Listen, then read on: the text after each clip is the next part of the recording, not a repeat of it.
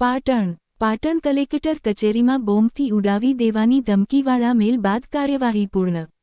Patan કલેક્ટરના official mail ID પર third party દ્વારા મેલ કરવામાં આવ્યો હતો, જેની તપાસ સાયબર પોલીસ કરશે।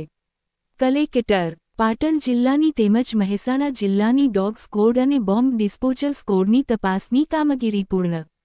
પાટણ જિલ્લા પોલીસ અધિક્ષકની સાથે કલેક્ટરે કચેરીમાં તપાસ બાદ પ્રવેશ કરી કચેરીની રાબેતા મુજબ કામગીરી શરૂ કરી। જે મેલ આવ્યો હતો, મેલ બાદ શું તપાસ કરવામાં આવી, કોના દ્વારા તપાસ કરવામાં આવી, આગળનો રિપોર્ટ શું છે? આજે 2 વાગે કલેક્ટર પાટણના ઓફિશિયલ ઇવેન્ટ આઈડી ઉપર એક આઈઈડી બ્લાસ્ટનું થ્રેટ આવ્યું, જેના ભાગરૂપે કાળજીના ભાગરૂપે એસઓપી પ્રમાણે બધા જેટલા પણ ડોક્યુમેન્ટ હતા બિલ્ડિંગમાં, જેટલા પણ કચેરી હતા, બધા માણસને પહેલાં બહાર કાઢી એના કોમ્પાઉન્ડ સીલ કરી પછી તરત જ પોલીસની ટીમ આવી લોકલ બોમ્બ ડિસ્પોઝલ સ્ક્વોડ મારફતે બધી જગ્યાઓ કોમ્પિંગ કરી અને સેનિટાઈઝ કર્યું, ઇન્ક્લુડિંગ જેટલા વાહન હતા અને પછી અંદર કમરા સેનિટાઈઝ કર્યું છે। સાથે સાથે મહેસાણાની પણ એક ટીમ આવી, ડોગ સ્ક્વોડ 2 ડોગ સ્ક્વોડ આવ્યું અને કચરોની ડબ્બા, ક્લિયર ગાડી, એક રૂમ એમને સાફ કર્યું છે, સેનિટાઈઝ કર્યું છે।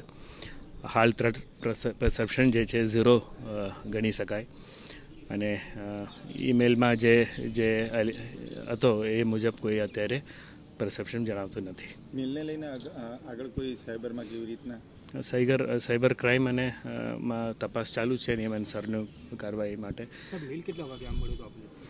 અહીંયા 2 વાગ્યા સુધી અમને જાણવામાં આવ્યું અને 2-3 મિનિટમાં બધા બિલ્ડિંગમાં જેટલા પણ હતા એમના બધાને ખાલી કર્યું। કયા મેલ આઈડી પર? પાટણ કલેક્ટરનો ઓફિશિયલ આઈડી જે છે, government ID official mail ID, એ થર્ડ પાર્ટી ડોમેનના એક છે, એ તપાસ ચાલુ છે કે ક્યાંથી કેવી રીતે જનરેટ થઈ રહ્યું છે। હાલ તો સર કોઈ મળ્યું નથી? હાલ ક્લિયર છે, કોઈ બોમ્બ